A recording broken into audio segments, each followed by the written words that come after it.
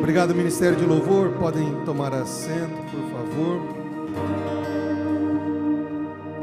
Friozinho, né, gente? Jesus. Friozinho, friozinho de friozinho mesmo, assim, né? O frio tem as suas coisas boas, né, Jair? A gente acaba se produzindo um pouco mais, mas que dá uma certa... Puxa. Abra sua Bíblia na primeira carta de Pedro. Vamos conversar nessa noite sobre percepções da graça de Deus. 1 Pedro, capítulo de número 5, versículos 10 a 11. 10 e 11. Obrigado, Estevão. Você que não vem pela manhã, todo domingo pela manhã, às 9h30, nós temos aqui a Escola da Fé. Escola da Fé é um projeto que nós começamos destinado a fornecer para você que deseja conhecimento bíblico, aquilo que vai dar sustentação para a sua fé. No culto, nós ministramos aquilo que anima a fé, aquilo que aquece a chama da fé.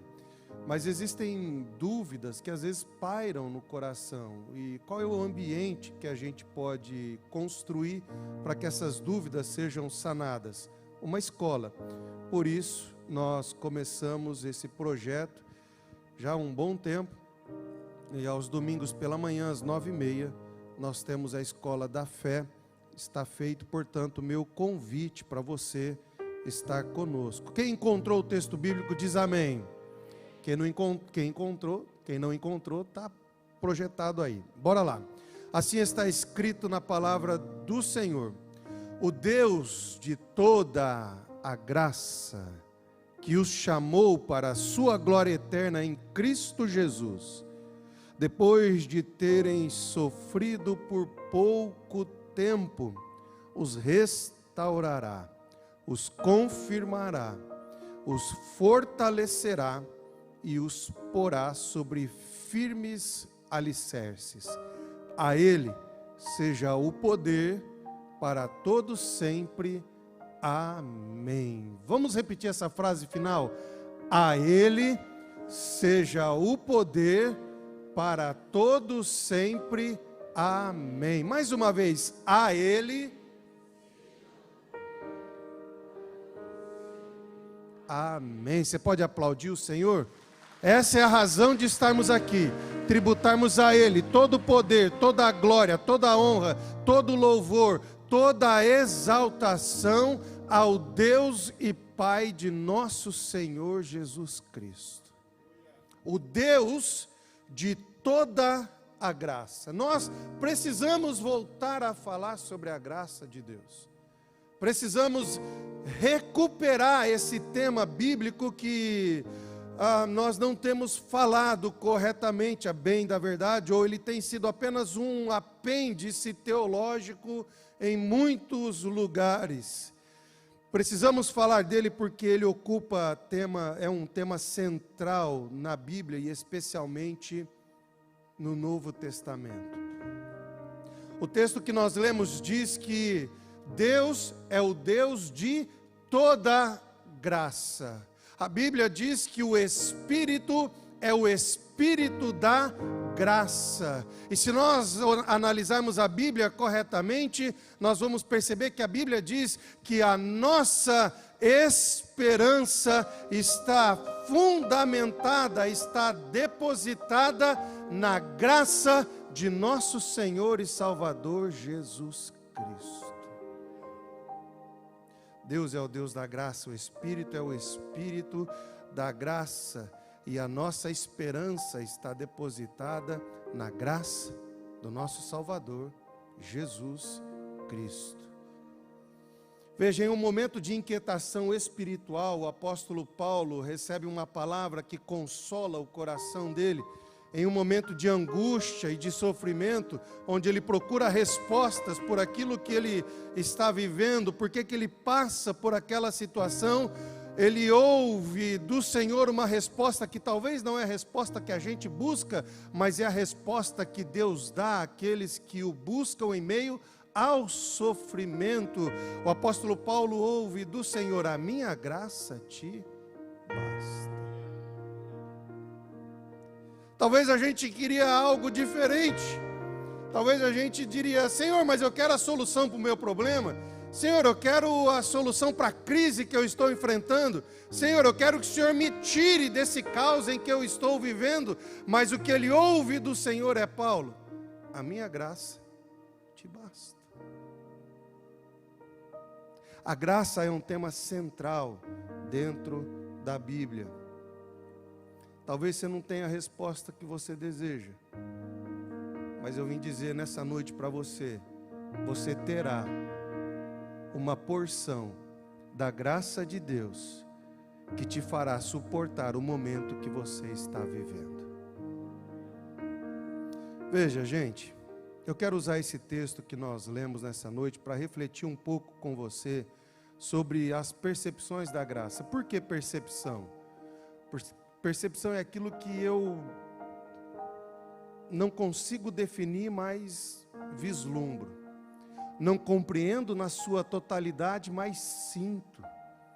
Eu não tenho a visão do todo, mas daquilo que eu percebo transforma a minha vida. Por quê, gente? Você nunca compreenderá a graça de Deus na sua totalidade. Quem está comigo diz amém. É impossível o ser humano compreender a graça de Deus na sua totalidade.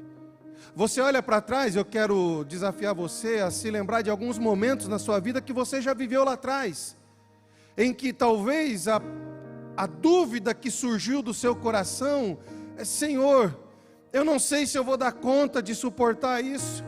Quando é que isso vai mudar? Quando é que essa situação vai virar? Quando é que essa fase vai terminar? E você foi passando por aquele momento e, sem se perceber, a graça te sustentava em todo momento que você atravessava. É ou não é, Carol? Agora hoje você olha para trás e você observa um momento como que distante, o passado está lá e eu estou aqui observando ele. Então, a uma certa distância agora eu consigo perceber a graça que me sustentava, a graça que me animava, a graça que alimentava a minha fé, a graça que não permitia com que eu desistisse. Olhando para trás, você percebe a graça. Por isso que eu dei o título de percepção e não definição, porque nós apenas vamos ter flashes dessa graça que nos sustenta em todos os momentos da nossa vida. Nem sempre eu entendo a manifestação de Deus, e eu sou sincero em dizer para vocês, eu também não entendo. Eu não vim aqui posar de alguém que conhece os segredos de Deus, porque eu não conheço. Tudo que eu sei de Deus, eu sei por aquilo que Ele se deixa ser conhecido. E isso é graça de Deus.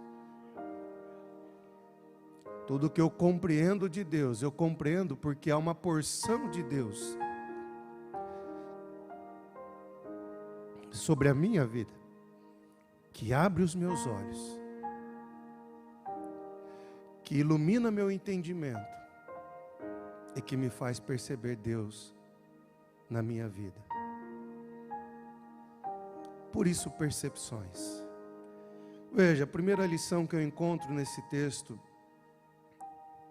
relaciona a graça e a esperança da salvação. Voltando para aquilo que o texto diz: o Deus de toda a graça, que os chamou para a sua glória eterna em Cristo Jesus. A graça e a esperança da salvação. A igreja fala muito hoje de conquistas, não fala, gente? E eu falo sobre conquistas. porque eu entendo que isso faz parte da mensagem. Nós falamos muito sobre vitória, e eu também prego sobre vitória, porque eu entendo que isso também faz parte. Nós falamos muito sobre felicidade no casamento, e eu entendo que isso faz parte, mas existe uma mensagem que transcende tudo isso, porque um dia as suas conquistas cessarão, um dia as suas vitórias cessarão, um dia a morte, e é isso que é casamento, até que a morte os separe. Um dia a morte dissolverá o casamento. Então, o que a igreja tem que falar? A igreja tem que falar da vocação para a eternidade. Nós fomos chamados por Deus para vivermos na eternidade.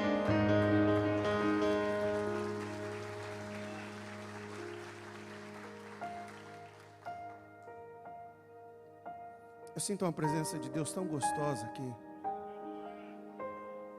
O Deus de toda a graça, antes de te chamar para ser alguém de sucesso, te chamou para viver a eternidade ao lado dele. Você consegue entender isso? O Deus de toda a graça, antes de te chamar para ser um empresário de sucesso, te chamou para ser alguém que desfrutará da companhia dele por toda a eternidade.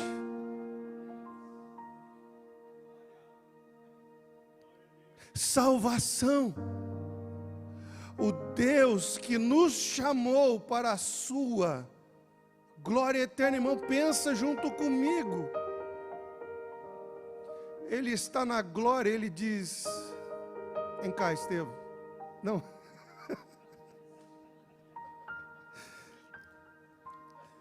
Vem comigo, porque eu quero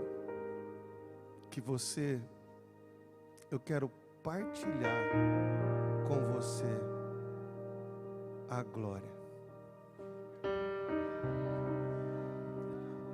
Eu ia abordar um tema aqui, irmãos, e a gente precisa entender o que a Bíblia diz quando Deus diz assim: olha, Deus não divide a sua glória com ninguém. Tem uma leitura errada nisso daí, porque Ele nos chama para participar da sua glória.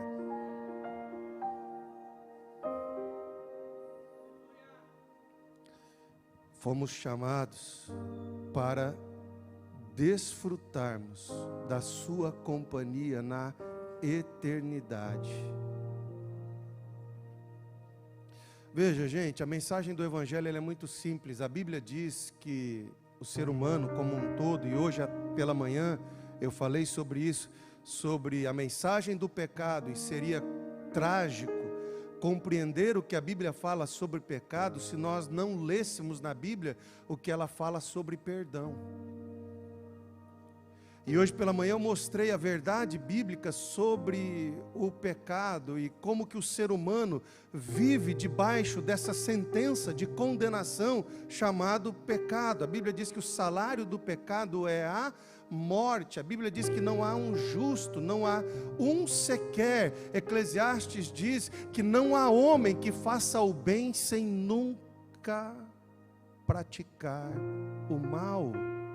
Paulo diz que aquilo que eu quero fazer, eu não consigo fazer. O bem que eu quero, eu não consigo fazer. O mal que eu não quero, esse eu faço. Ora, se eu faço aquilo que não quero, logo quem me conduz, quem me dirige é o pecado. Então veja, o que a Bíblia diz é que existe uma condenação sobre mim e sobre você. Essa é a mensagem bíblica do pecado. Mas eis que a gente lê as páginas da Bíblia, e nas páginas da Bíblia a gente encontra uma mensagem que diz: o Deus de toda graça, Ele enviou o seu Filho, nascido de mulher, para que, através da sua obediência, Ele quebrasse o poder do pecado. E agora, livres do pecado, eu e você somos chamados para vivermos em comunhão com Deus. Agora, justificados pela fé, nós temos paz com Deus. Uau.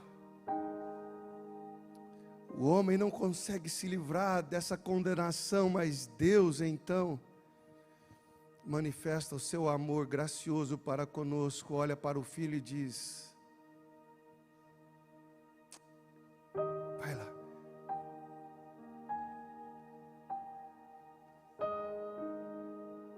É exatamente isso que nós estamos lembrando neste momento. Filho, eles não vão conseguir. Então você vai lá.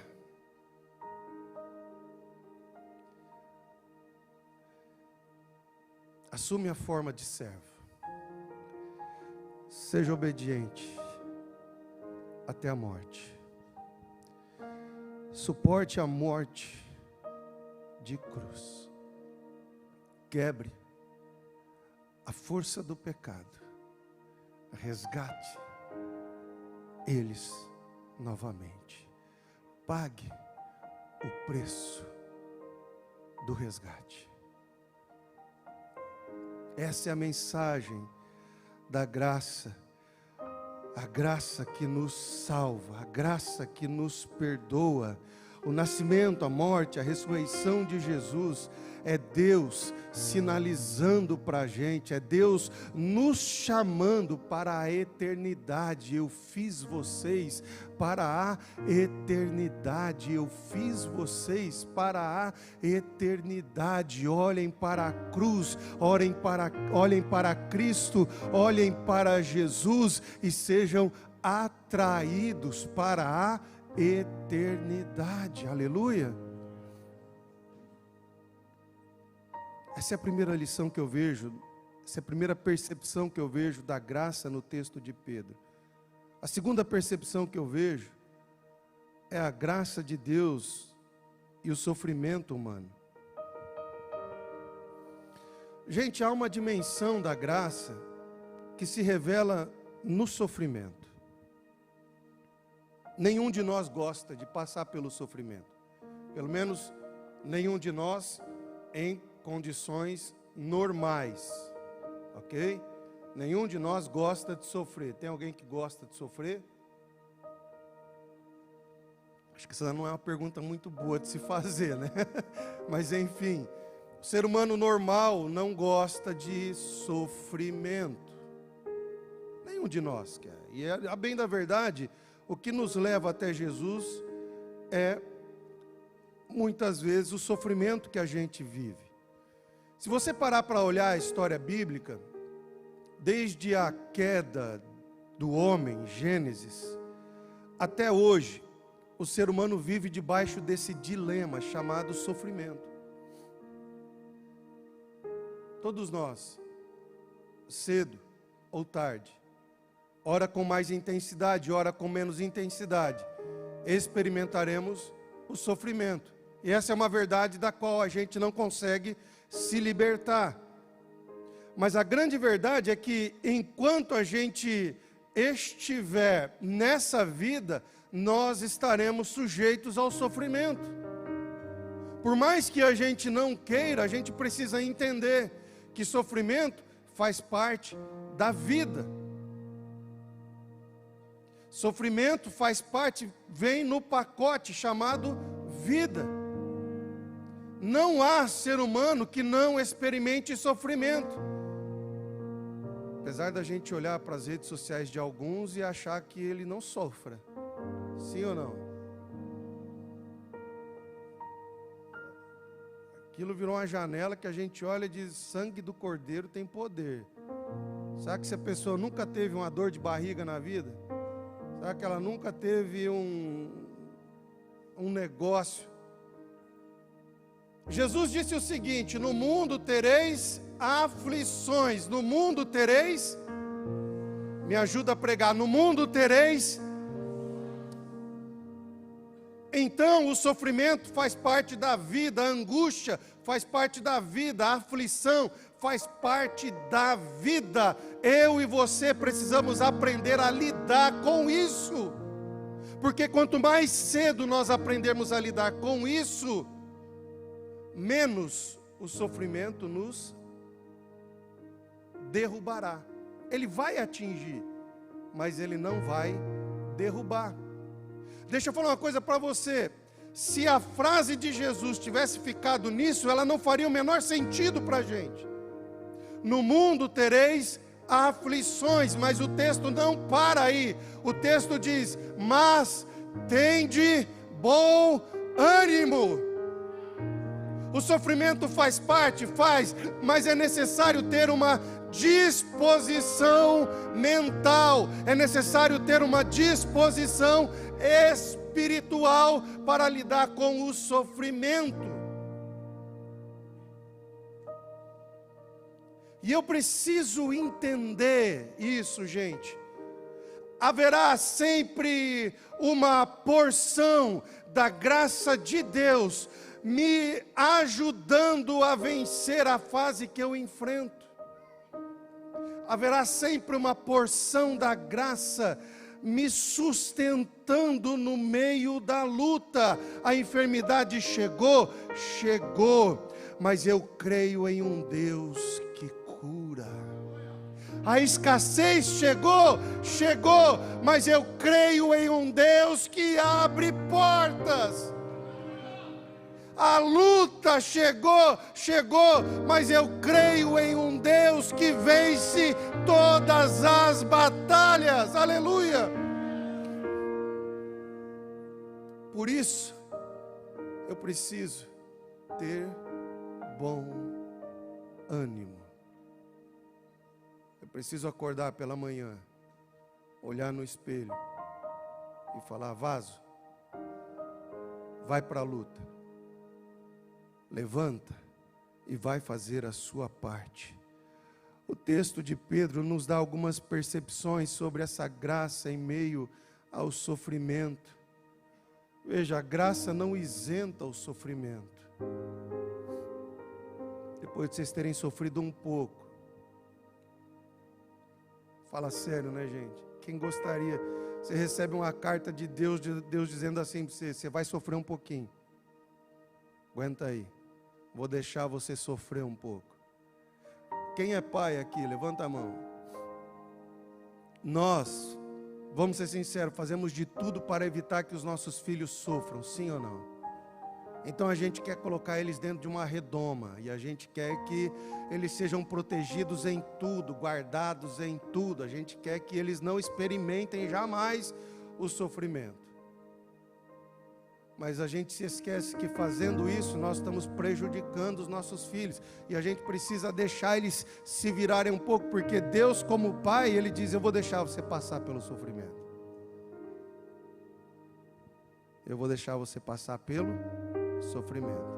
Vai ter dias que você vai olhar para o céu e vai dizer: Pai, onde é que você está?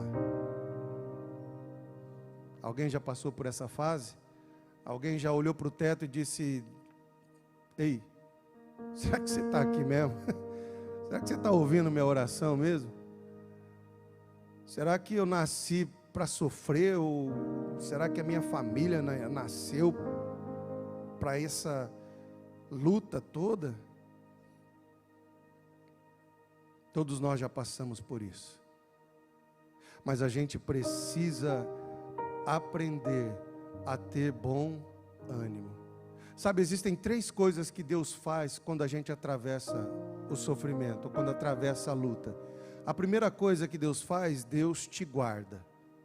O que é guardar? É quando você está passando e você nem se dá conta do problema que você está enfrentando. Os teus olhos é como se eles estivessem fechados. Deus guardou você e você nem se deu conta. Você nem prestou atenção no perigo que você enfrentou. Às vezes, Deus não guarda, mas às vezes Deus livra. O que é o livramento? O livramento é quando Deus te deixa perceber o perigo, e aí você, sai fora. Aquilo ali é laço. Quem fala isso aí? Quem usa essa expressão aí? Sai fora que é laço.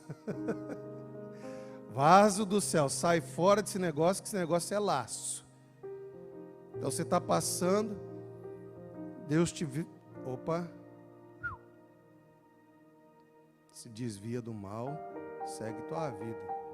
Deus guarda, Deus livra, mas tem uma coisa que Deus também faz, e a gente geralmente não gosta disso, que Deus sustenta.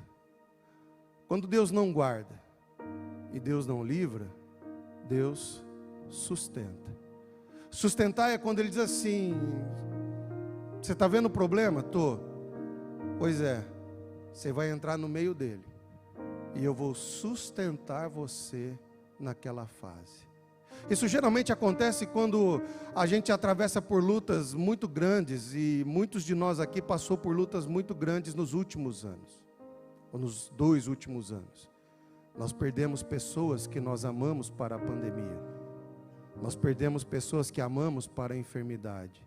Nós atravessamos momentos difíceis, onde a gente olhou e disse: Deus, por que eu passei por isso?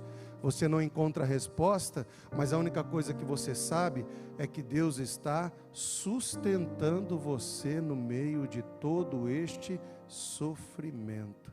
Não é algo que você fez, não é algo que você pediu, não é um erro que você cometeu, é uma situação que veio sobre você e que agora Deus sustenta você em meio ao sofrimento. Isso é graça de Deus.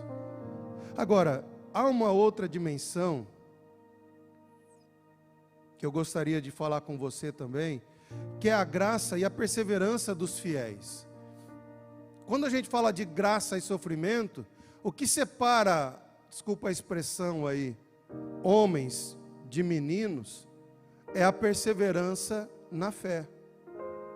O que separa criança de adulto é a perseverança que ele vai desenvolver na caminhada cristã dele.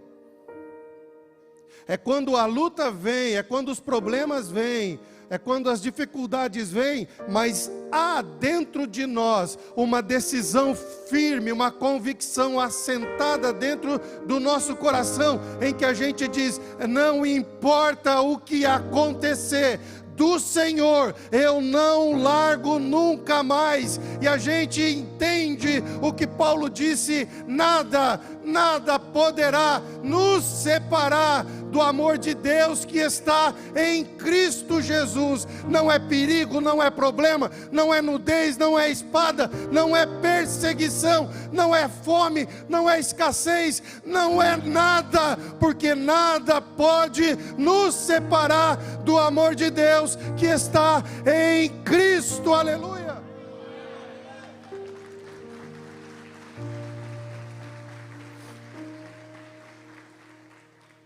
A perseverança é essa diferença. A gente deixa de ser menino e se preocupar com as nossas vontades, e a gente se torna homem, preocupados apenas em dar testemunho da glória de Cristo. Veja o que o texto diz. Ele, depois que vocês sofrerem por um pouco de tempo, restaurará, confirmará, fortalecerá e porá vocês sobre firmes alicerces. Quem faz tudo isso? Fica comigo. Quem faz? Ele é Deus. O texto está dizendo que Deus opera em nós, para que a gente persevere na fé em meio ao sofrimento. Por isso, meu irmão, você pode dizer o que a Bíblia, ou você pode entender o que a Bíblia diz: não vem sobre nós luta que a gente não consiga suportar, seja ela qual for. Então veja, eu comentei com vocês hoje sobre a graça e a esperança da salvação, primeira percepção. Falei com vocês sobre a graça e o sofrimento humano. E eu quero terminar nessa noite falando com vocês sobre a graça e o testemunho da fé. Terceira percepção dessa graça nesse texto. Por que a graça é derramada sobre nós?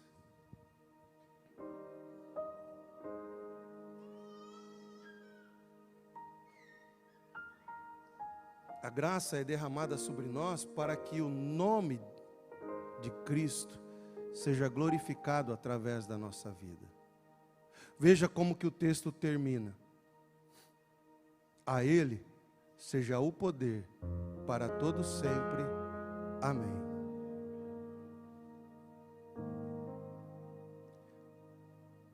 Veja como é que o texto começa e como é que o texto termina. Deus chama você para a eternidade. Você atravessa um momento de luta, mas Ele está com você, sustentando você, amparando você, renovando você. Ele inicia, Ele sustenta você. E esse processo todo agora volta para Ele, para que o nome dEle seja glorificado, para que o nome dEle seja exaltado, para que a glória seja voltada para Ele. Então a gente precisa entender que tudo que Deus faz na nossa vida não é para atrair a atenção das pessoas para mim, mas é para que eu conduza as pessoas até Cristo. Cristo mudou a sua história. Quem teve a sua vida transformada por Jesus, né? Cristo mudou a sua história. Não mudou a sua história para que agora você pose de bonito e olhe para os outros e diz: pecador, eis que te vejo, infiel, corta essa barba, senão não é brincadeira. Deus não está nessa barba aí não, irmão. Eu, por mim, deixava ela grande, eu já tive ela maior. Mas a gente aprende a ter também moderação em tudo, aleluia. Deus nos salva, não é para que a gente agora olhe para as pessoas e diz: você não desposa da mesma fé que eu, você vai arder no fogo do inferno. Ó, o bicho está te esperando com um tridente lá. Você vai ser o primeiro a cair no caldeirão. É para isso, irmãos? É para que a gente se apresente diante das pessoas, bata no peito e diga assim: te agradeço, Deus, porque eu sou que nem aquele ali. Sou que nem aquele pecador ali. Eu sei o que eu estou fazendo. Eu leio a Bíblia todos os anos. Eu oro todos os dias. Eu agradeço todas as refeições. Eu não pronuncio nenhum palavrão. Não estou dizendo que nada disso está errado. Eu estou dizendo que a postura não é essa. Te agradeço, Deus, porque eu não sou esse pecador miserável, infeliz, cuja vida logo, logo o bicho tem na unha. Não. Ele me alcança com a sua graça, Ele me chama pelo seu amor. Eu gosto de um texto que diz: com amor eterno eu te amei, com laços de ternura para perto de mim eu te atraí. Ele faz isso em mim, para que através de mim outras pessoas conheçam que Deus também ama elas no pecado em que elas se encontram. Deus as deseja do jeito que desejou você, e Deus quer trabalhar nelas da mesma forma que trabalhou em você. Assim, a glória nunca será nossa e nunca atrairemos a atenção para nós, mas levantaremos a glória a quem de direito, Cristo Jesus, que nos chamou para a eternidade. Nós somos apenas um canal, um instrumento por meio de quem a fonte emana. Você é um canal da graça. Deus te salvou para você se tornar um canal da graça por onde você passar. Você pode dizer amém? Você pode aplaudir o Senhor? Ministério de Louvor, por favor, venha aqui à frente. Termino a mensagem dessa noite.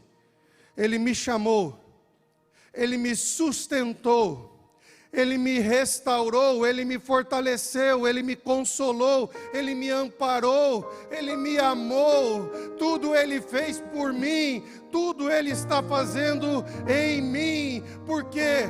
Porque tudo vem dEle e tudo vai para Ele.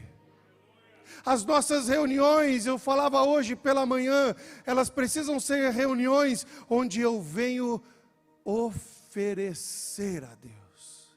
As pessoas sempre dizem, olha, vamos para o culto que você vai receber. Para, irmão, vem para o culto porque você vai oferecer a Deus o que você tem. Quem tem salmos de louvor aqui, levanta a sua mão. Quem tem gratidão no seu coração, levante a mão. Quem tem fé no seu coração, levanta a mão. Então, é isso que a gente vem oferecer. E quando você vem oferecer, aquele que tem palavra, entrega palavra. Aquele que tem hino, entrega hino. Aquele que tem louvor, entrega louvor. Aquele que tem sabedoria, entrega sabedoria. Aquele que tem dom de cura, libera cura sobre quem está aqui. Mas tudo vem dele, porque tudo volta para Ele. Eu queria convidar você para se colocar em pé nessa noite. A graça você nunca vai compreendê-la, irmãos. Semana passada eu ministrei no Casa de Davi, e eu disse para eles uma figura que chama a minha atenção quando eu venho de Brusque ou de qualquer outro lugar para cá. Quando você sobe o morro e você desce, irmãos, aquela vista da descida do morro, ela sempre causa em mim admiração. Quando eu olho a vista de Itapema, essa região, eu digo, Deus, que é isso? E eu dizia para eles, isso é graça. Isso é uma metáfora da graça. Graça é aquilo que eu contemplo e que desperta em mim beleza e encanto pela vida. Eu olho e aquilo enche os meus olhos e eu fico maravilhado com aquilo e desperta beleza na vida. Agora veja, eu posso simplesmente passar por ali e seguir o meu caminho, ou eu posso ir até a beira do mar. E ali a percepção que eu tenho da graça já é diferente, porque não é apenas um olhar, mas é o som. Você ouve o barulho do mar. De dentro do carro você não vê, mas ali de frente para o mar, o som do mar mexe com você. E assim é a graça. Você pode contemplá-la de longe, mas se você se deixar ser atraído por ela, ela vai te trazer para perto. E quando você se aproximar mais, ela vai mexer um pouco mais com você. Mas você pode admirar o mar e ver, ouvir a beleza dele, mas eis que de repente você decide caminhar na areia e entrar na água. Aí já não são apenas duas sensações, já são mais, porque agora você vê, agora você ouve, mas agora você também sente em você a manifestação da graça de Deus. Então ela não está apenas mexendo com você, ela está envolvendo você como um todo. E você pode decidir parar por ali, ou ir até onde dá pé para você na graça. Eu vou até aqui porque aqui dá pé para mim, aqui tá bom. Mas existe um lugar em Deus Existe um ambiente na graça de Deus em que eu vou dizer algo para você. Você não chega sozinho. Nós temos aqui hoje o capitão, e ele pode falar para você que existem lugares em que você não chega sozinho, mas existe um lugar chamado de mar azul.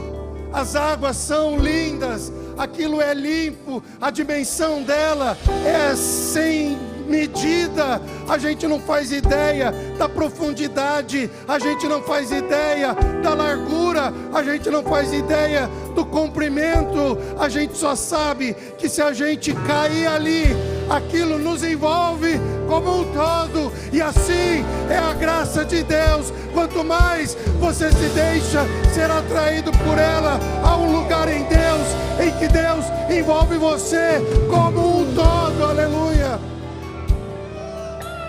E literalmente você se perde.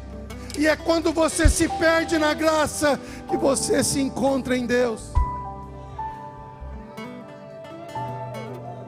Por isso eu queria convidar você para sair do seu lugar nessa noite, e não apenas ter percepções da graça, mas eu queria chamar você que decide nessa noite se perder na graça de Deus, se lançar na graça de Deus e experimentar algo que talvez você nunca experimentou na sua vida, uma nova dimensão em Cristo Jesus. Se você deseja, saia do seu lugar enquanto nós adoramos a Deus.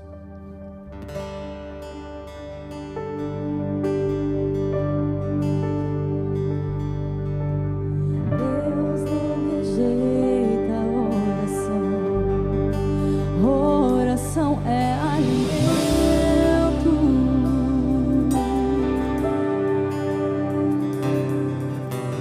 Nunca vi um justo sem respostas ou ficar no sofrimento.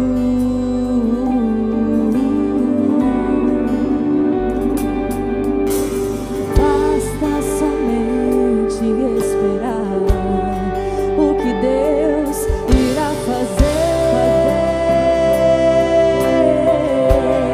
Há um lugar em Deus Quando Ele estende suas mãos, é hora de vencer. onde a graça domina você. Louve, simplesmente louve. Tá chorando, louve. Precisando, louve. Tá sofrendo, louve. Não importa, louve. O seu louvor invade os céus. Deus vai na frente, abrindo os caminhos, quebrando os correntes, tirando os espinhos, ordena os anjos pra contigo lutar. Ele abre as portas pra ninguém fechar. Ele trabalha pra quem nele confia, caminha contigo de noite ou de dia. Erga suas mãos, sua bênção chegou. Comece a cantar com muito louvor, com muito louvor, com muito louvor, com muito louvor.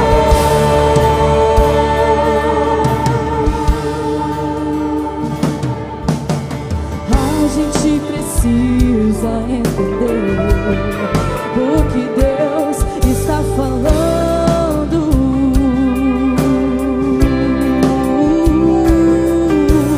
Quando Ele fica em silêncio, é porque está trabalhando.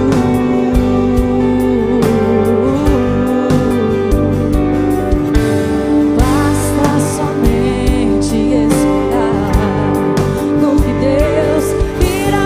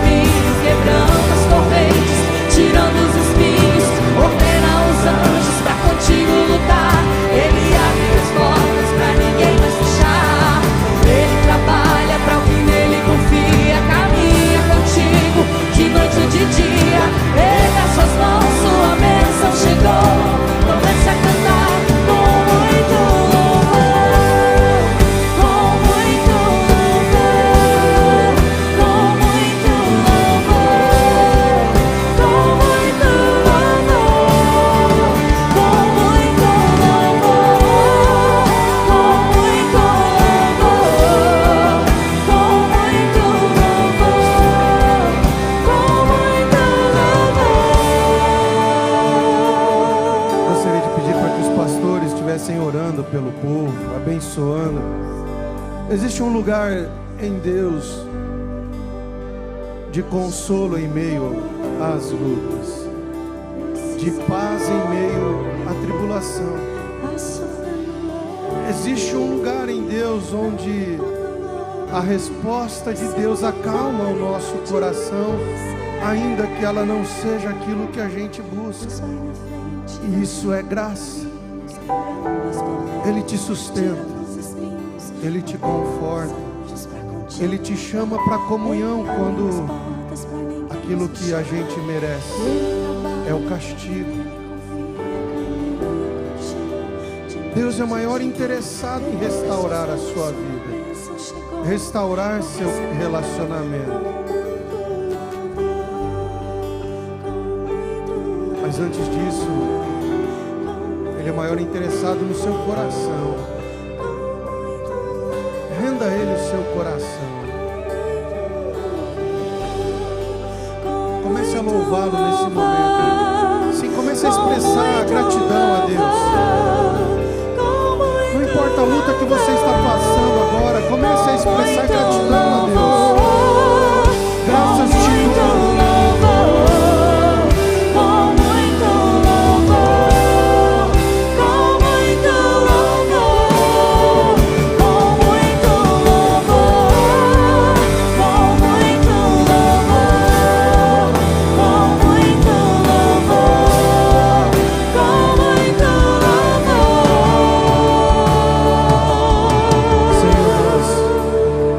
Chegamos diante do Senhor e te agradecer pela graça que se revela, pela graça que nos envolve, pela tua mão que nos sustenta, pela tua palavra que nos renova.